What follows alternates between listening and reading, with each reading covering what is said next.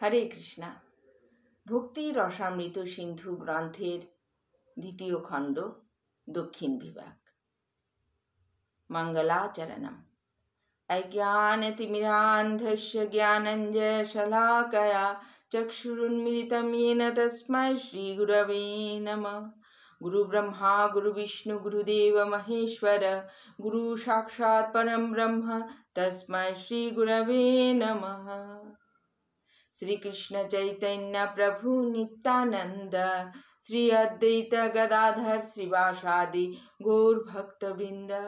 हरे कृष्ण कृष्ण कृष्ण हरे हरे, हरे राम राम राम हरे हरे। বিংশতি অধ্যায়, চিন্ময় রস।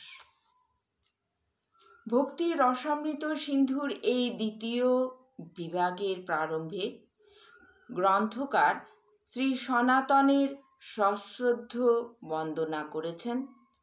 এই সনাতন তার আরাধ্যদেব শ্রীকৃষ্ণ অথবা তার অগ্রজ এবং গুরু শ্রীল সনাতন গোস্বামী এই দুজনকেই বোঝায়। তিনি শ্রীকৃষ্ণকে সনাতন বলে সম্বোধন করে তার বন্দনা করেছেন, কেননা স্বরূপত তার রূপ পরম সুন্দর এবং তিনি অঘাসুরকে বিনাশ করেছিলেন।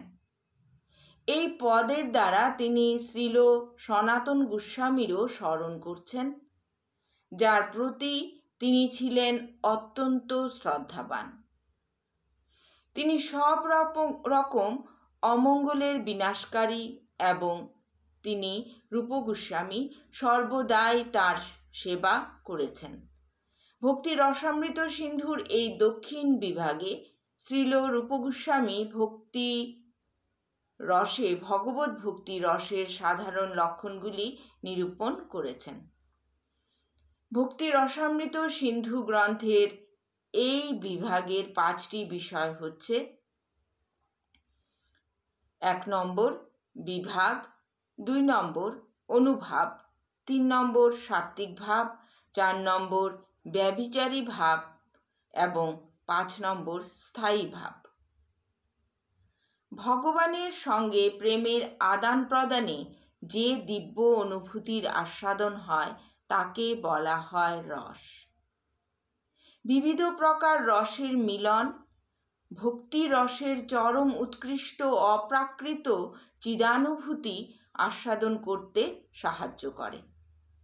যদিও এই স্থিতি সর্বতোভাবে আমাদের অনুভবের অতীত, তবুও শ্রীল রূপ গোস্বামীর পদাঙ্ক অনুসরণ করে এই অধ্যায়ে যত দূর সম্ভব তা বিশ্লেষণ করা হবে।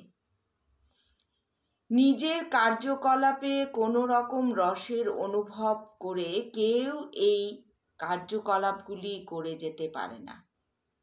কৃষ্ণ ভাবনা অথবা ভগবত ভক্তির দিব্য জীবনে ভগবানের সেবা করার মাধ্যমে অবশ্যই কোনো রস অথবা বিশেষ রুচি থাকতেই হবে। সাধারণত ভগবানের মহিমা শ্রবণ, কীর্তন, মন্দিরে ভগবানের আরাধনা এবং ভগবানের সেবায় যুক্ত হওয়ার ফলে এই রস আস্বাদন করা যায়। সুতরাং কেউ যখন দিব্য আনন্দ অনুভব করেন তাকে বলা হয় রস আস্বাদন। আরও স্পষ্টভাবে দেখা যায়, ভগবত ভক্তি অনুশীলন করার ফলে যে আনন্দ অনুভূত হয় তাকে ভগবত ভক্তির রস বলা হয়। সব রকম মানুষের পক্ষেই ভগবত ভক্তি অনুষ্ঠান করার মাধ্যমে এই দিব্য রস আস্বাদন করা সম্ভব নয়, কেননা এই মধুর প্রেমময় বৃত্তির উদ্ভাবনা পূর্বজন্মের সংস্কার থেকে অথবা শুদ্ধ ভক্তদের সঙ্গের প্রভাবেই হয়। পূর্বের বর্ণনা অনুসারে শুদ্ধ ভক্তের সঙ্গের প্রভাবেই কেবল ভগবত ভক্তির প্রতি শ্রদ্ধার উদয় হয়। শুদ্ধ ভক্তের সঙ্গ প্রভাবে এই শ্রদ্ধার ফলে অথবা পূর্বজন্মে ভগবত ভক্তি আস্বাদন করার ফলে এই ভক্তি রস আস্বাদন করা যায়। অর্থাৎ ভক্তি রসের এই পরমানন্দ উপলব্ধি সাধারণ মানুষের হতে পারে না। সেই পরম সৌভাগ্যবানের পক্ষেই এই রস আস্বাদন করা সম্ভব, যিনি ভগবত ভক্তের সঙ্গ করেছেন অথবা পূর্বজন্মে ভক্তি যোগের অনুশীলন করে এসেছেন।